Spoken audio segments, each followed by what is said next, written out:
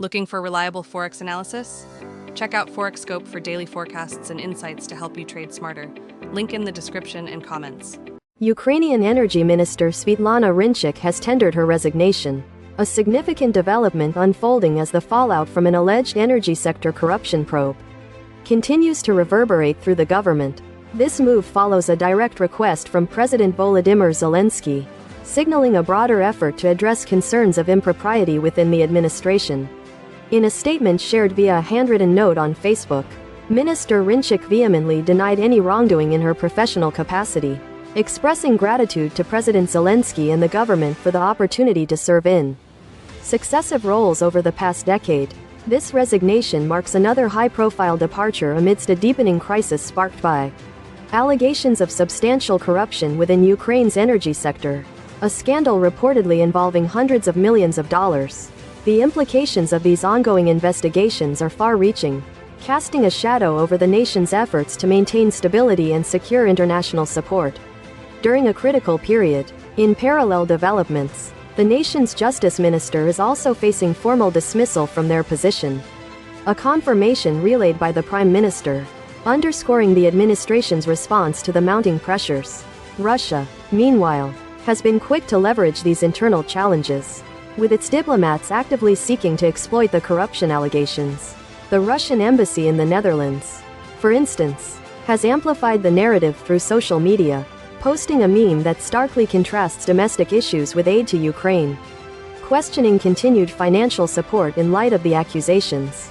This tactic aims to undermine the widespread backing Ukraine enjoys from Western societies. The wider geopolitical landscape remains a focal point, with French President Emmanuel Macron asserting that modern conflicts are already being waged in space, and that future wars will undoubtedly commence there. Speaking in Toulouse, Macron emphasized the necessity of readiness for such eventualities, viewing it as a prerequisite for success in all theaters of operation, land, air, and sea. This pronouncement comes as France outlines its future space strategy, highlighting the evolving nature of global security threats.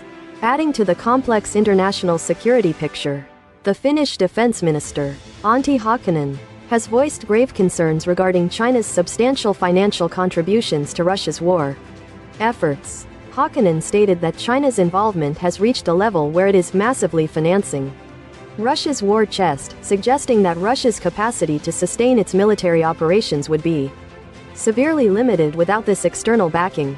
He further noted that while India also provides funding through various means, China's support is described as deliberate and multifaceted, encompassing military components, defense industry cooperation, and large-scale joint military exercises across various regions. This growing Sino-Russian partnership presents a significant, yet manageable, challenge to the North Atlantic Treaty Organization. According to Hakkinen, in response to these escalating threats, Nordic countries are intensifying their defense cooperation, with plans to unify their air forces, triple ammunition production, and develop military mobility corridors. Meanwhile, top diplomats from the G7 industrialized democracies convened with Ukraine's foreign minister to discuss critical defense coordination, acknowledging the formidable challenges Ukraine faces heading into a very difficult, very tough winter. The Ukrainian minister stressed the urgent need for continued partner support to maintain pressure on Russia and achieve an end to the conflict. Canada has responded by announcing new sanctions against Russia, while the United Kingdom has pledged financial assistance for Ukraine's energy infrastructure. The United States, though not immediately announcing new initiatives, reiterated its commitment to working with partners to encourage diplomatic engagement for a durable peace. These discussions form part of a broader G7 meeting hosted by Canada, signaling ongoing international solidarity. In domestic European political shifts, French lawmakers have voted to suspend a contentious pension reform, a move that allows budget bills to advance through Parliament amid persistent threats to the government's stability. This suspension, effectively keeping the minimum retirement age at 62 years and 9 months until after the 2027 presidential election, was a significant concession made to secure parliamentary support. The decision, though difficult for some within President Macron's camp, offers a reprieve for Prime Minister Sébastien Lecornu's government. On a more unconventional note, Canada is exploring the possibility of participating in the Eurovision Song Contest. A line in the recent federal budget document has sparked considerable interest, with the government working with the national broadcaster to assess this potential engagement. Canadian officials view this as an opportunity for the country to shine on an international stage, asserting its identity and supporting its arts and film industries, particularly as it seeks to deepen relationships with European allies. The ongoing humanitarian crisis in the Mediterranean continues, with search and rescue operations underway to locate missing migrants after a vessel capsized near the Greek island of Gavdos. Accounts from survivors suggest that dozens may have been on board the overcrowded wooden boat when it overturned approximately 15 nautical miles south of the island. Emergency services have recovered bodies, and footage released by Greek broadcasters depicts desperate scenes of passengers seeking help. Before the tragedy, Gavdos, Greece's southernmost point, has become a dangerous route for migrants attempting to reach Europe from Libya. Shifting focus to Central Europe, the Czech Republic's president, Petr Pavel, is intensifying pressure on the incoming Prime Minister, Andrej Babis, urging him to resolve significant conflicts of interest before assuming office. The primary concern centers on Babis's continued control over the Agrofert conglomerate, which is a recipient of EU funds. Babis has indicated that necessary business decisions will be made in accordance with Czech and EU law, though specific steps remain undefined. President Pavel has also called for clarity on the new government's stance regarding Ukraine and NATO, a request to which Babis has pledged to address with his coalition partners.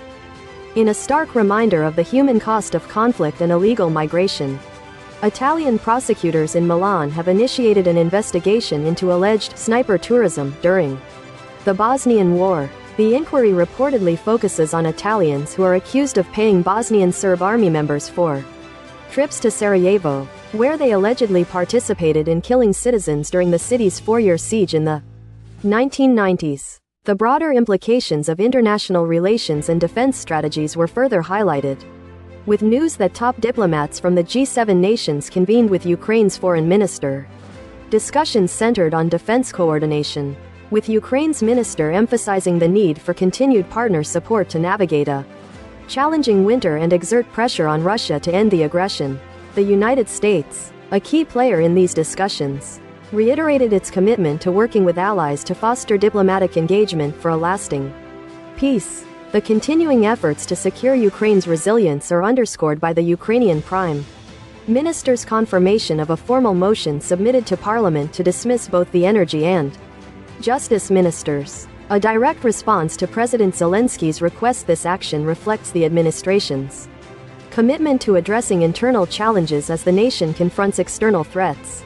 In a significant military incident, all 20 personnel on board a Turkish military cargo plane were killed following its crash in Georgia.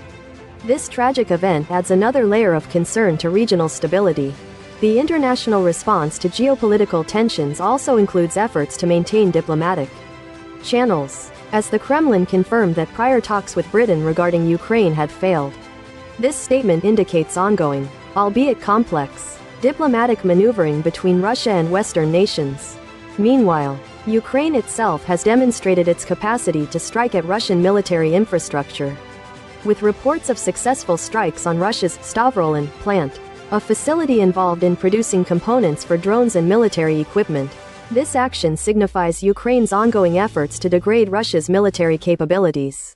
In a contrasting diplomatic initiative, Russia has expressed readiness to resume talks with Ukraine in Istanbul. According to an official statement, this offer suggests a potential, though uncertain, avenue for de-escalation and negotiation.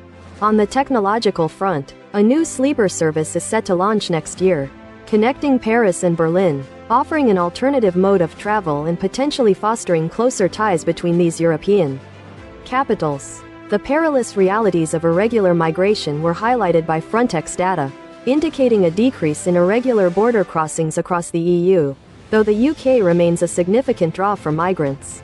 Tragically, the Mediterranean region has witnessed over 1,000 fatalities in people smuggling operations this year alone, underscoring the extreme dangers faced by those seeking to reach Europe. The global stage also saw the Kazakh parliament pass a Russian-style anti-LGBTQ law, a move that has drawn international scrutiny and concern, reflecting differing approaches to human rights and social policies across the globe. Finally, in a poignant statement, President Zelenskyy issued a stern warning, declaring that those undermining the state will be held accountable, a message reinforcing his administration's resolve to address corruption and internal threats. His call for justice and the dismissal of both the justice and energy ministers underscores the gravity of the ongoing crisis and the administration's commitment to restoring public trust.